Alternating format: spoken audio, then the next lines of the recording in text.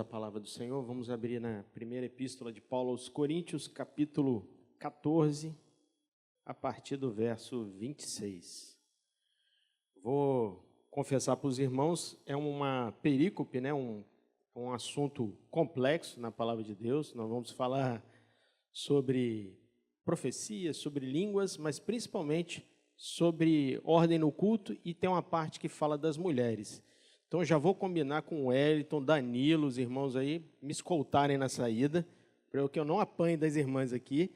Em casa, a gente não pode resolver isso, né? Mas pelo menos aqui na igreja. Mas, brincadeiras à parte, vamos tratar o assunto com seriedade, à luz da palavra de Deus. O que o apóstolo Paulo quer nos ensinar, principalmente falando sobre ordem e decência no culto. Amém? Então, 1 Coríntios 14, verso 26. Que fazer, pois, irmãos? Quando vos reunis, um tem salmo, outro doutrina, este traz revelação, aquele outra língua e ainda outro interpretação. Seja tudo feito para edificação. No caso de alguém falar em outra língua, que não sejam mais do que 2, ou quando muito 3, e isto sucessivamente, e haja quem interprete. Mas não havendo intérprete, fique calado na igreja, falando consigo mesmo e com Deus.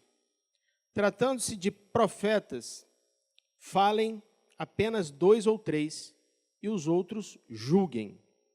Se, porém, vier revelação a outrem que esteja assentado, cale-se o primeiro. Porque todos podereis profetizar uns após outro, para todos aprenderem a serem consolados.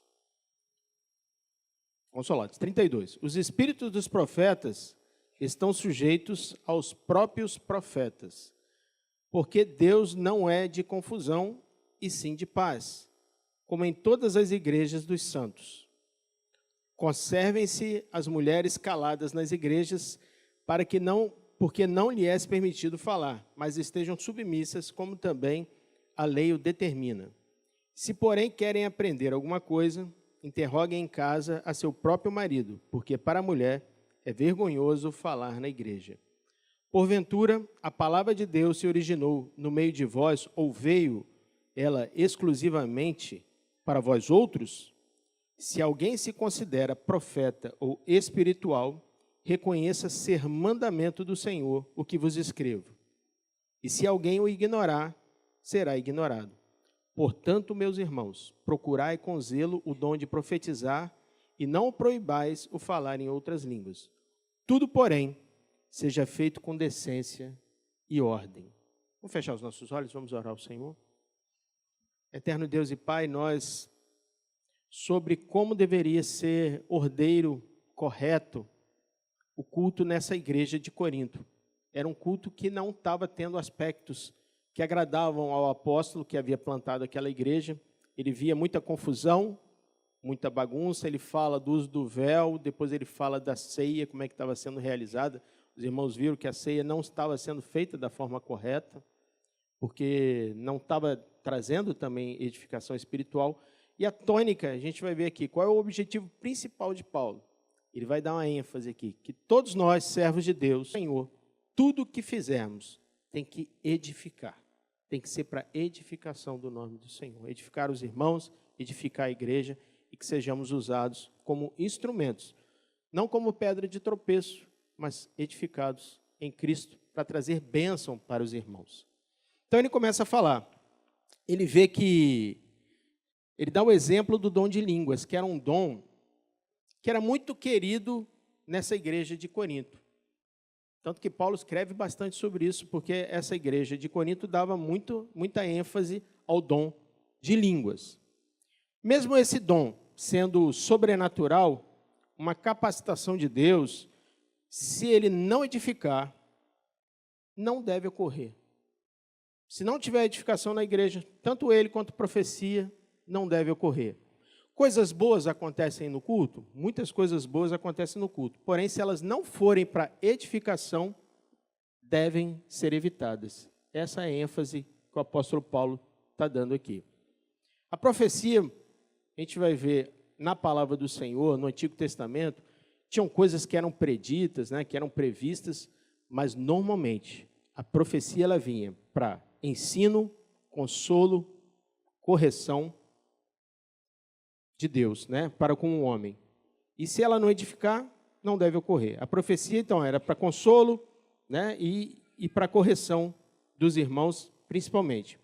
Então, o problema básico que Paulo tem com o zelo particular dos coríntios, com esse dom de línguas, ele trata bastante sobre isso. Uma vez que, sem interpretação, o falar em línguas sem interpretação é uma coisa inteligível, ninguém entende. Ele não edifica os santos, não convence ninguém do pecado, ou seja, ele somente isolado, sem a interpretação, não tem valor, deve ser evitado. Paulo reforça isso. Então, a pergunta que Paulo começa no verso 26 é: o que fazer, pois, irmãos? Então, o que devemos fazer? Como é que a gente coloca a ordem no culto? E é isso que ele vai falar. Vocês vão perceber que no verso 26 ele vai falar, olha, que fazer, pois, irmãos, quando vos reunis? Um tem salmo, outro doutrina, esse traz revelação, aquele outra língua, e ainda outro interpretação. Seja tudo feito para edificação. Então, a ênfase é o quê? Tem que ter edificação. Não adianta ter salmo, doutrina, línguas, interpretação, se não houver edificação, de nada vale. Vocês vão ver que no verso 26 ele começa falando de edificação, no verso 40 ele termina falando de edificação. Então, é como se fosse um parênteses, falando de edificação, edificação, e o que está no meio, tudo tem que edificar. Se não edificar, não vale para nós. Verso 26 ele diz: quando vocês se reúnem, é uma bênção, é uma maravilha, mas não tem ordem, está bagunçado. O culto na igreja de Corinto estava uma bagunça. E a gente vai vendo isso ao longo dos capítulos. Né, Gabriel? A gente vê dissensão, facção, depois a gente vê pecado no meio da igreja, né? Pecados pesados, até de cunho sexual, a gente vê no capítulo 5. E depois a gente vai vendo, ele vai colocando ordem no culto, nas várias deficiências que aquela igreja tinha. Então, vocês quando se reúnem, parece uma bênção, mas está sem ordem. Não está legal. Façamos tudo isso para edificação e de modo apropriado e ordeiro. No verso 27, o apóstolo Paulo diz assim: no caso de alguém falar em outra língua, que não sejam mais do que 2, ou quanto muito 3, e isso sucessivamente, haja quem interprete. Eu vou pedir para vocês colocarem também o foco. A gente vai, esse assunto que a gente está falando, aplicamos para a igreja de Corinto, aplicamos para as nossas vidas, mas também a gente vê como está o cristianismo ao nosso redor. Se a gente abrir o Instagram, a gente vai ver várias cenas de como que essas coisas estão sendo aplicadas em várias igrejas. Né, Vivi? A gente vê que a gente se assusta. Estou falando de línguas, profecias, manifestações. A gente vê, olha aquilo ali e fala, parece tudo menos que a igreja. Né? Então, olha como é que o apóstolo Paulo ele já estava falando de coisas que vinham acontecendo. Então, a gente vai abordar sobre isso. E no verso 27, ele limita a quantidade. Né? Ele fala, no caso de alguém falar em outra língua, que não sejam mais que 2 ou 3. Ou seja, a igreja, provavelmente de Corinto, estavam muitos falando ali e virava uma bagunça o culto. Então, ele limita já. Porque depois esse dom não estava edificando a igreja. Pois um fala um, depois o outro em sequência, e não ao mesmo tempo, sendo seguido de interpretação. Se não tivesse interpretação, não valia. Os coríntios eles tinham um ardor, uma preferência por esse dom, e tinham deixado que ele dominasse as suas reuniões de uma maneira que refletia o êxtase que nós víamos, ou que eles viam, nas religiões pagãs. Então, aquelas religiões pagãs de outros deuses que tinham em volta ali, tinham uma prática também muito parecida. Aqueles sacerdotes daquelas regiões entravam em êxtase e gritavam, e rodavam, e pulavam. Vocês querem ver um exemplo? Elias e os profetas de Baal. Quando os profetas de Baal não têm a resposta do seu Deus, o que eles fazem? Eles começam a entrar em êxtase, eles começam a gritar, se cortar, derramando sangue para que o Deus deles falasse. Então, muitas dessas religiões pagãs tinham essas características de êxtase, né, às vezes envolvendo substâncias ou bebidas, e às vezes até não. A pessoa entrava em êxtase lá, numa meditação, qualquer que seja, que não era de Deus. Isso não é de Deus. Verso 28, ele continua dizendo: mas não havendo intérprete, fique calado na igreja, falando consigo mesmo e com Deus. Então não adianta ter manifestação de língua se não tem quem interprete. Não tendo, fica quietinho, ora você e Deus. Paulo não proíbe o dom, vocês vão ver que ele não proíbe. Mas ele adverte que o que fala em línguas sem interpretação, fale consigo mesmo e com Deus. A oração é você e o Senhor. Aquele momento é para edificação sua. É um momento para você ter uma experiência com Deus. Não tendo intérprete, fica só você e Deus. Ele é bem enfático nisso. Línguas são a linguagem da oração e louvor dirigida a Deus, mas visto que são inteligíveis e, portanto, não podem edificar, devem permanecer no âmbito da oração e da devoção pessoal. Você e o Senhor. Verso 29. Tratando-se de profetas, falem apenas 2 ou 3 e os outros julguem. Presta atenção nisso, em julguem. Nós vamos ver como é que nós julgamos isso. Outra coisa que nós vemos muito hoje em dia, na internet, no Instagram, que seja, muita profecia, muito profeta, muito apóstolo, né? Pessoa não adianta você profetizar CPF, placa de carro, nada disso. Né? A gente vê essas coisas, essas aberrações chocantes todos os dias e como pessoas são enganadas, são engodadas com essas coisas. Então, Paulo nos alerta que devemos julgar todos os profetas. Então, verso 29, né? Julguem. Então, ele limita novamente os profetas a 2 ou 3. E Paulo revela, em 1 Coríntios 15, 51, como um profeta e apóstolo, ele revela, mostra isso para toda a igreja. Tudo que ele mostra, nada é pessoal, mas sim para trazer a iluminação que aponte para a história da redenção e dos planos de Deus para a vida. Então, tudo que um profeta revelar nunca pode ser no campo pessoal, na igreja. Ele tem que mostrar, apontar sempre para o plano de redenção de Deus e do plano de Deus na vida dos irmãos. Nada pessoal. E o alerta é que devemos julgar os profetas, porque na palavra de Deus existem profetas? Existem. Mas também existem os falsos profetas. Existe o Espírito Santo? Com certeza, mas existem outros espíritos, a palavra de Deus afirma também. Quantas coisas, meus irmãos, vocês podem pensar, quantas coisas na vida de vocês ou de conhecidos foram faladas em nome de Deus e Deus não tinha nada a ver com isso?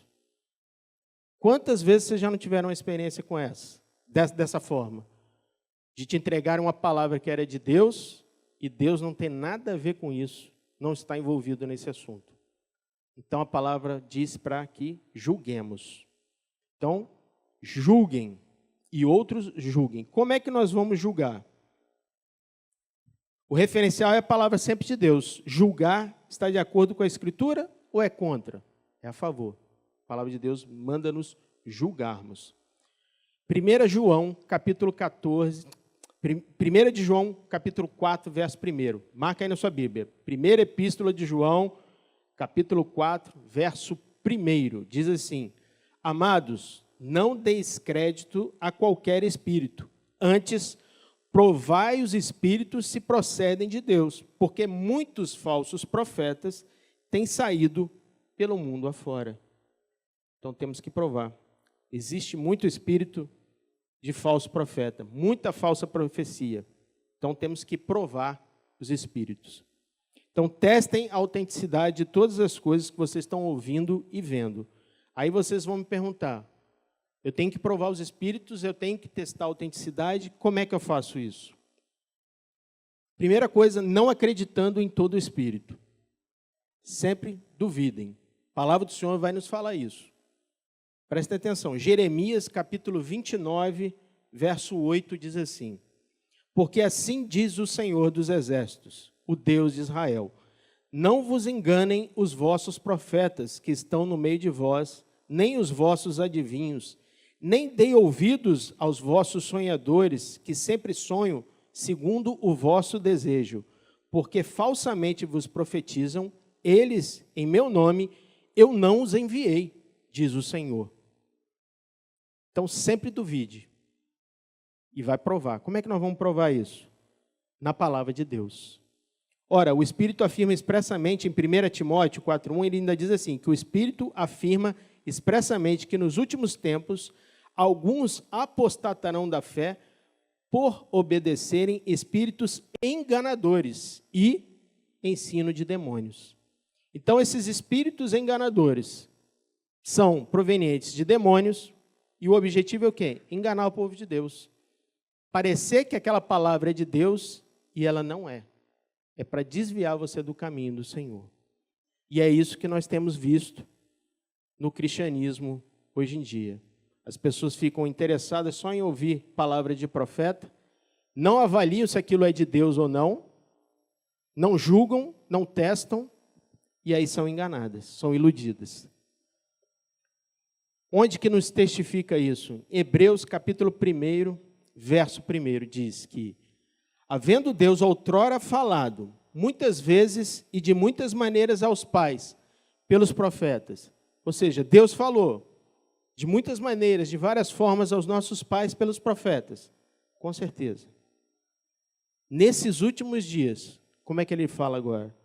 Nos falou pelo Filho, a quem constituiu o herdeiro de todas as coisas, pelo qual também fez o universo, louvado seja Deus. Você quer uma referência segura para que você não erre? Está aqui, ó, palavra de Deus.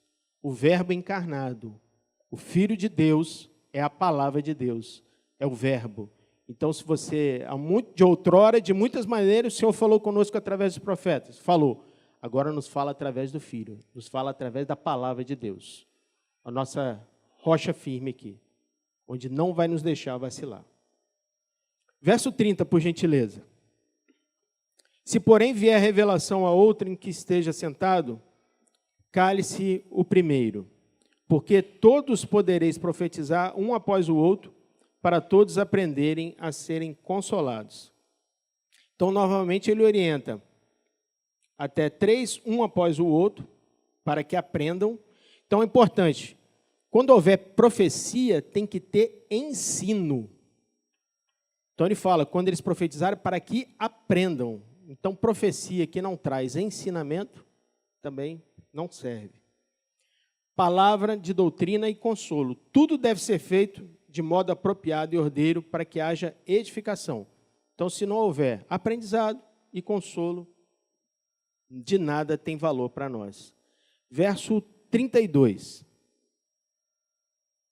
O espírito dos profetas estão sujeitos aos próprios profetas. Aí a gente vai exatamente para aquelas situações que nós temos visto hoje em dia na internet que nos assustam. O profeta, ele não perde o domínio. O profeta, ele não fica sem domínio do seu corpo, até porque qual é um dos frutos, não, né? O fruto do Espírito, uma parte dele, qual que é? Domínio próprio.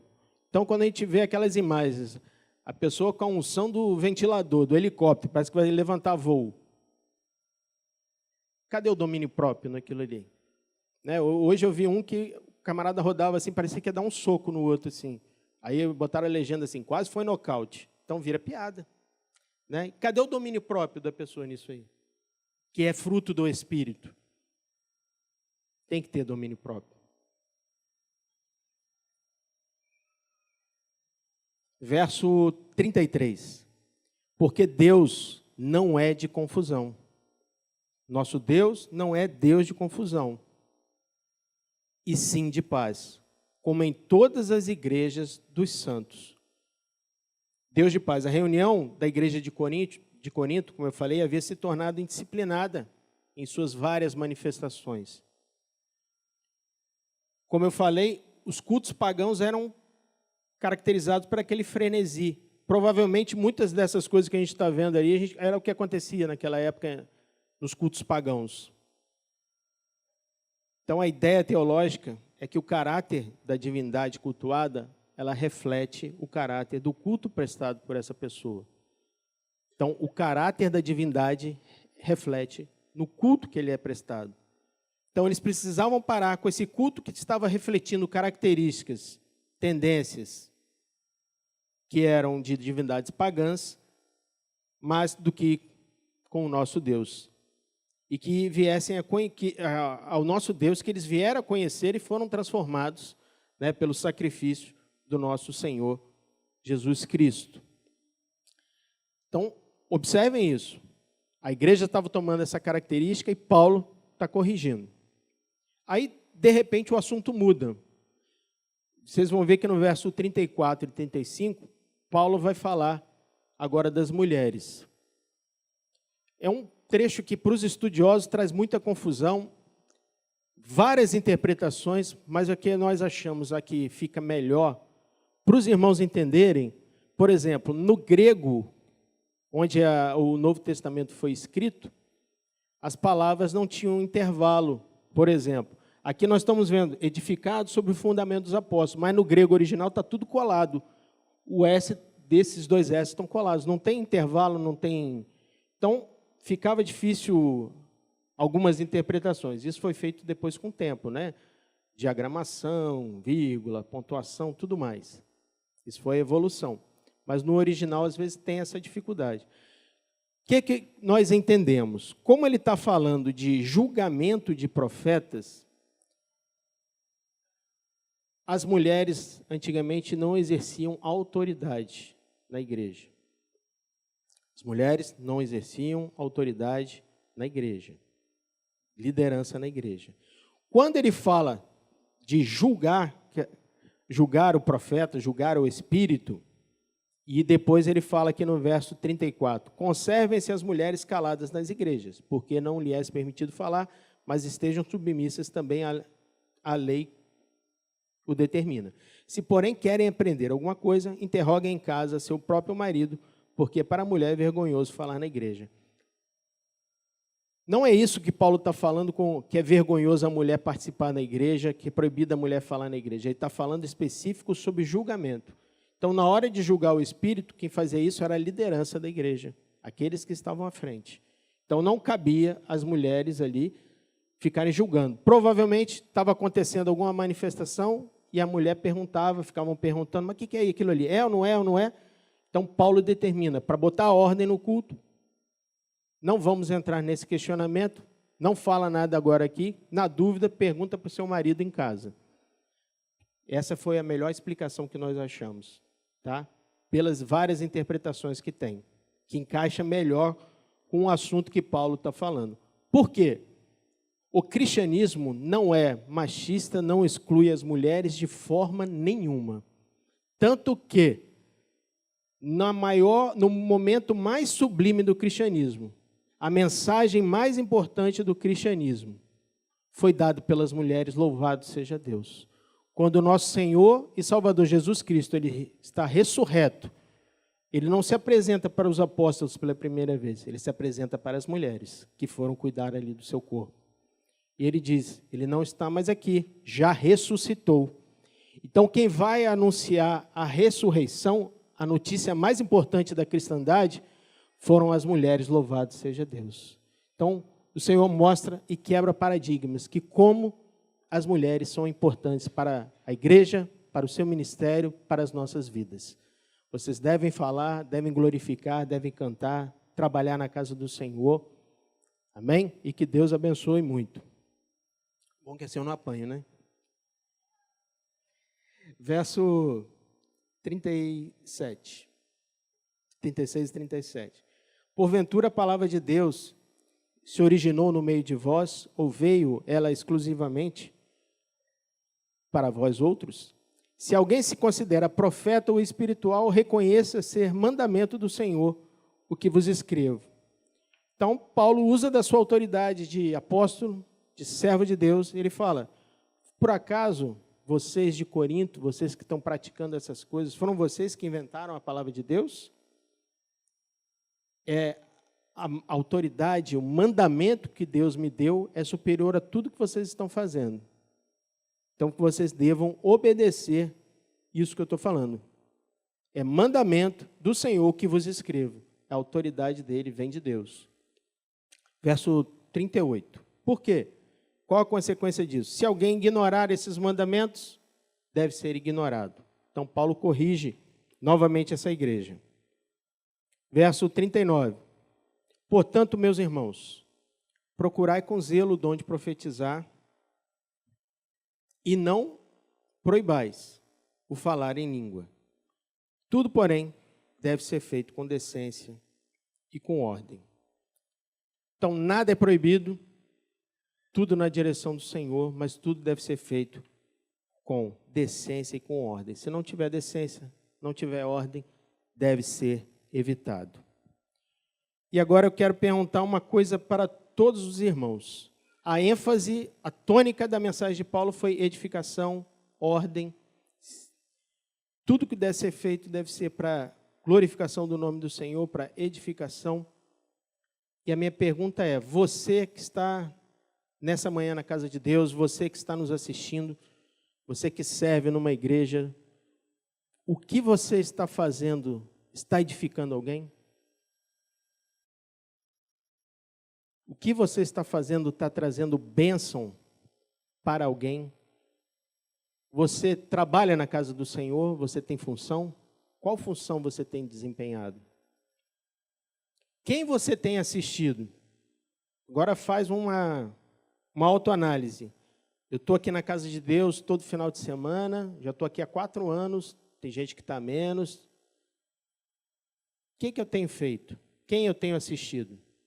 Por quem que eu estou discipulando? Quem que eu estou orando? A quem que eu estou sendo servo de Deus? Eu estou glorificando o nome do Senhor? A palavra de Deus diz para que tudo o que fizermos seja para edificação, para a glória de Deus. Então fica essa autoanálise. Eu estou sendo um servo, como a palavra de Deus diz que eu tenho que ser? De quem que eu estou cuidando?